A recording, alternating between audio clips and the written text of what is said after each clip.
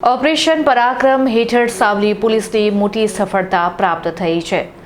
વાહન ચોરીના ગુનામાં સંડોવાયેલા 2 વાહન ચોરને સાવલી પોલીસે ઝડપી પાડી કુલ મુદ્દામાલને કબજે લીધો છે.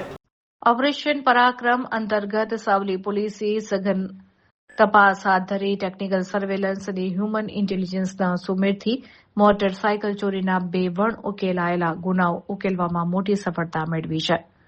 સાવલી પોલીસને ચોક્કસ બાતમી મળી હતી તેમજ સર્વેલન્સના આધારે પોલીસે શંકાસ્પદ હિલચાલ પર નજર રાખી 2 શખ્સોને ઝડપી પાડ્યા હતા.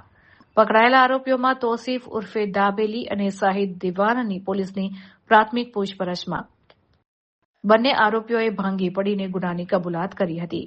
તેઓએ સાવલી અને આસપાસના વિસ્તારોમાંથી મોટરસાયકલની ઉઠાંતરી કરી હોવાની કબૂલાત કરતા પોલીસે કાયદેસરની કાર્યવાહી હાથ ધરી છે.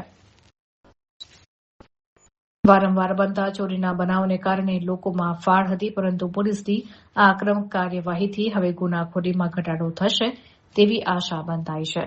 આ કામગીરી બદલ જિલ્લાના ઉચ્ચ પોલીસ અધિકારીઓએ સાવલી પોલીસ ટીમને અભિનંદન પાઠવ્યા છે.